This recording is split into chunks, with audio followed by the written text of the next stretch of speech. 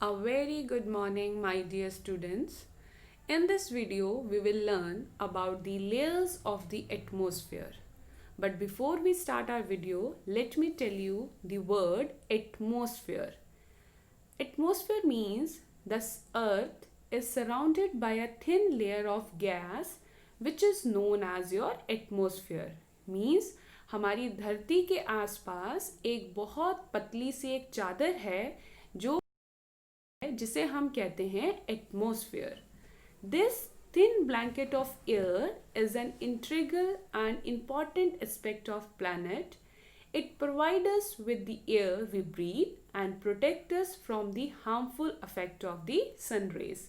ये जो एटमॉस्फेयर है जो हमारे अर्थ में प्रेजेंट है ये हमें बहुत सारी हार्मफुल रेज से प्रोटेक्ट करके रखता है और यही एटमॉस्फेयर जो है जहाँ पर हम आराम से हवाएं या आराम से हम सांस ले सकते हैं. So this is your atmosphere. Atmosphere means the earth is surrounded by a layer of gas which is called the atmosphere, right?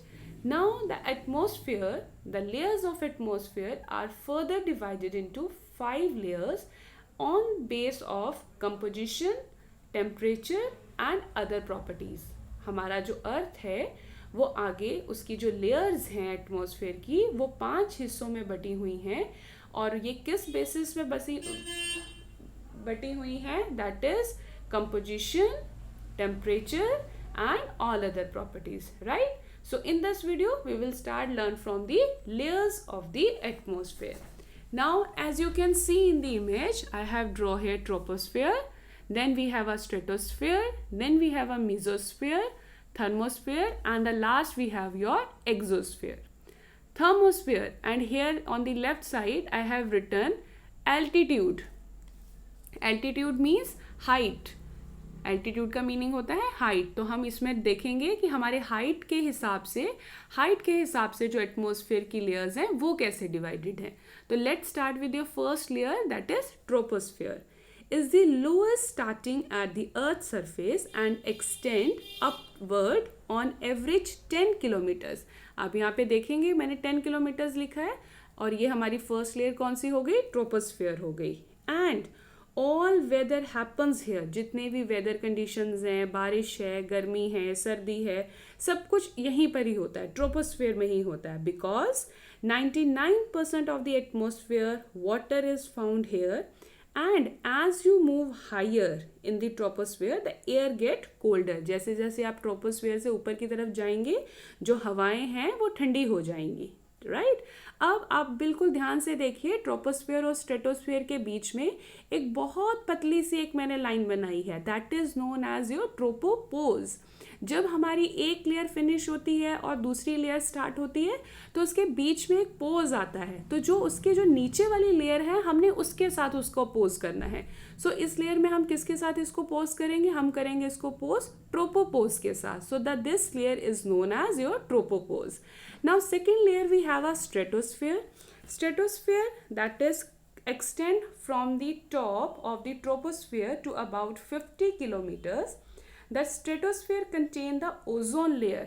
Means जो आपकी ओजोन लेयर है, जो आप लोगों ने बहुत बार सुना हुआ है ओजोन लेयर के बारे में, वो कहाँ प्रेजेंट है? वो स्ट्रेटोस्फेयर में प्रेजेंट है.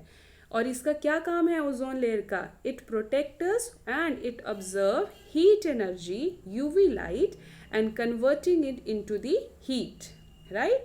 In the stratosphere the air actually get warmer. और इस लेयर में स्ट्रेटोस्फेयर में जो हमारी हवाएं हैं वो थोड़ी सी गर्म हैं, right? And one more fact about stratosphere that all airplanes, जितने भी आपके एयरप्लेन्स हैं वो सब के सब स्ट्रेटोस्फेयर में ही फ्लाई करेंगे. बिकॉज यहाँ पर कोई क्लाउड्स नहीं है, यहाँ पर वेदर कंडीशंस अच्छी हैं, यहाँ पर विंड्स कंडीशन नहीं है, विंड्स जो हैं जो आपकी हॉट विंड्स, कोल्ड विंड्स, वो कोई भी यहाँ नहीं है. तो इस वजह से this layer is ideal for flying the planes. And this layer, इस लेयर की दो चीज़ें आपने याद रखनी है. First, presence of ozone layer, and second, that is free from clouds and which is ideal for flying the planes. Now move to the third layer, that is mesosphere. Mesosphere which extend upward to a height around 80 kilometers and most meteoroids burn up in this layer.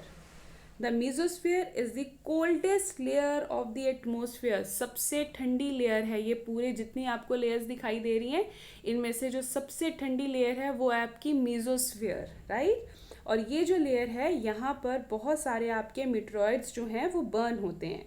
And this layer जो इसका temperature है as low as -100 degree Celsius temperature तक इस layer का जो temperature है वो आ जाता है. So this is your third layer, that is mesosphere. Now next we move to your thermosphere which is also known as ionosphere. कुछ बुक्स में बच्चा आपको मिलेगा आइनोस्फेयर और कुछ में आपको मिलेगा thermosphere. So both the word for this layer is correct. You can write thermosphere, you can write ionosphere. And why it is known as ionosphere? Because of the presence of ions and this layer reflect radio waves back to the earth, right. यहाँ पर radio waves जो हैं वो अर्थ को वापस मिलती हैं and radio transmission जो है वो भी इसी लेयर में पॉसिबल है. And the international space station also orbit in this layer and this layer observe X ray, that is your gamma rays and X rays, वो भी आपकी थर्मोस्फेयर में ही पॉसिबल है. So this layer is very important because it observe your X-rays, that is gamma rays. The International Space Station के जो orbits हैं वो भी इसी layer में हैं. And one more thing, जो आपकी अरोमा जो नर्दर्न लाइट और सदर्न लाइट है वो भी इसी लेयर में पॉसिबल है. So thermosphere is also very important layer. And the last we have your exosphere. Exosphere means जहाँ से आपका स्पेस स्टार्ट है and this layer do not have any gravitation force, right. So these all are your layers of the atmosphere.